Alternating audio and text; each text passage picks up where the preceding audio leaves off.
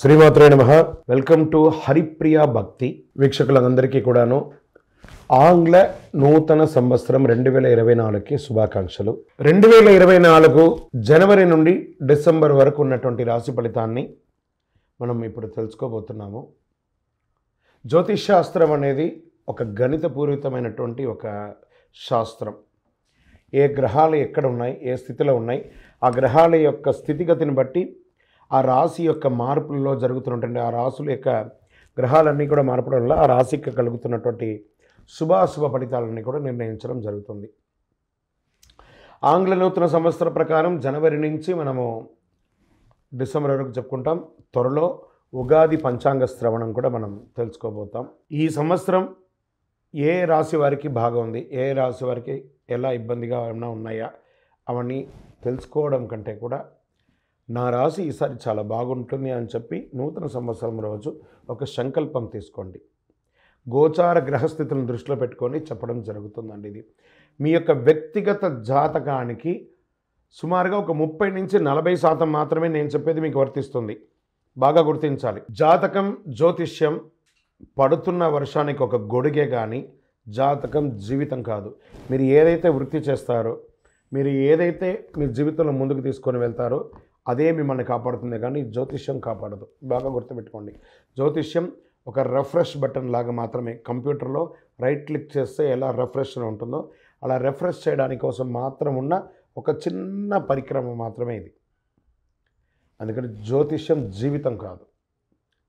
మళ్ళీ ప్రతి ఒక్కళ్ళు కూడాను మీ యొక్క సంపూర్ణ జాతకం తెలుసుకోవడానికి కోసం మీ పరిసర ప్రాంతాల్లో ఉన్నటువంటి సద్గురువుల్ని సంప్రదించండి, జ్యోతిషాస్త్ర నిపుణుల్ని సంప్రదించండి.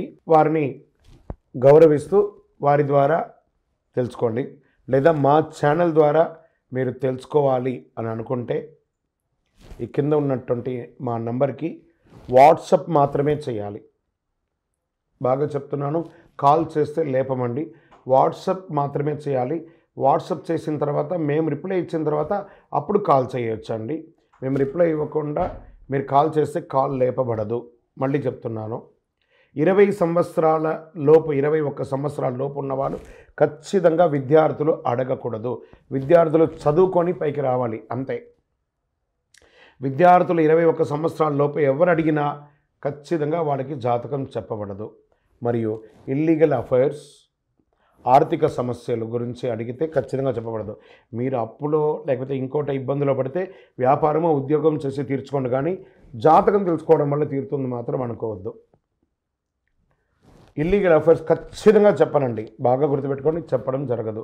తర్వాత పెద్దవాళ్ళైనటువంటి 60 సంవత్సరాల పైచిలకు వాళ్ళు, మీరు 60 తెలుగు సంవత్సరాలని పూర్తి చేస్తుంటారు కాబట్టి మీరు పెద్దవాళ్ళు, మీకు అన్ని రకాలుగా అన్ని జీవితంలో అన్నీ అనుభవించుంటారు కాబట్టి మీరు తెలుసుకోవాల్సిన అవసరం లేదు. దీన్ని సహృదయంతో స్వీకరించగలరు. శరణమయ్యప్ప. ఇంకొక విషయం ఏమంటే, గత నవంబర్, డిసెంబర్, ఈ జనవరి 15 వరకు ఈ అయ్యప్ప దీక్షలో ఉండడం వల్ల ఎవరైనా మమ్మల్ని సంప్రదించుంటే మీకు సమయానికి రిప్లై ఇవ్వకుండా పోయి ఉండొచ్చు. జనవరి 15 తర్వాత తప్పకుండా నేను మీకు అందరికీ అందుబాటులో ఉంటాను. అప్పటి వరకు వాట్సాప్లో మెసేజ్ పెట్టండి. అవకాశం ఉన్నప్పుడు నేను మీకు తప్పకుండా చూస్తాను. ఇప్పుడు ఈ ఆంగ్ల నూతన సంవత్సరం 12 రాశులకి ఎలా ఉంది?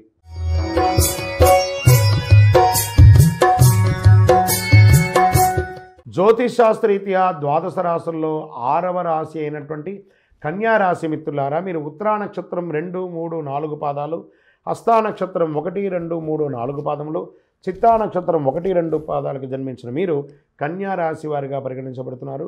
ఈ సంవత్సరం కేతు సంచారం జరుగుతుంది. శారీరక శ్రమ ఎక్కువ ఉంటుంది, మానసిక ఒత్తిడి కొంచెం ఎక్కువ ఉంటుంది ప్రారంభంలో. ఇవన్నీ కూడా ఉగాది వరకే అండి. ఉగాది తర్వాత కాదు, తర్వాత బాగుంటుంది. ఏదో తెలియని ఒక వైరాగ్యంలో మీరే ఉంటారు. ఏదైనా క్రియేటివ్గా చేయాలనుకునే వారికి ఇది అనుకూలంగా ఉంటుంది.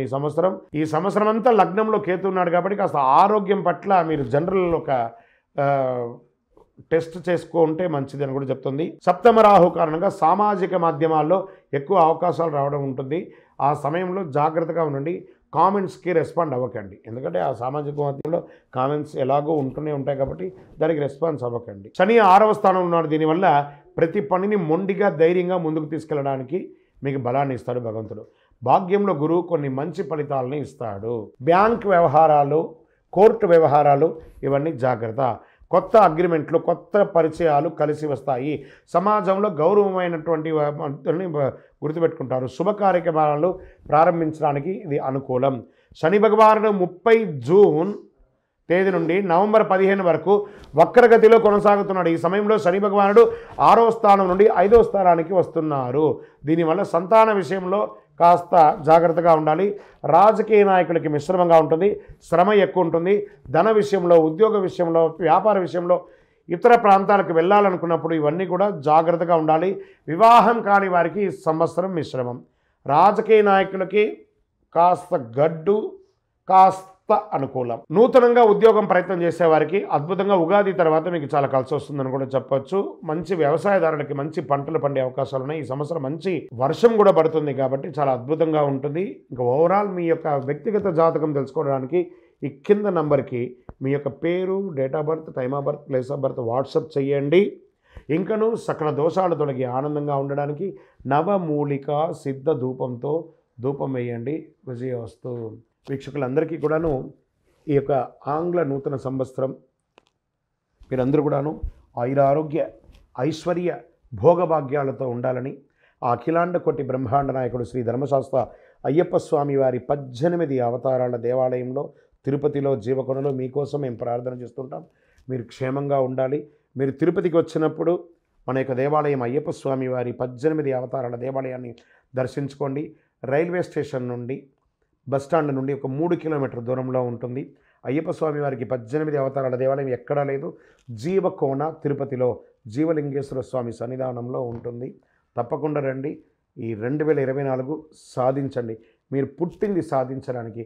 జాతకం ఎంతవరకు నమ్మాలో అంతే నమ్మండి, కానీ మీ యొక్క స్వశక్తితో ముందుకెళ్ళాలని మనస్ఫూర్తిగా అయ్యప్ప స్వామిని ప్రార్థన చేస్తున్నాను.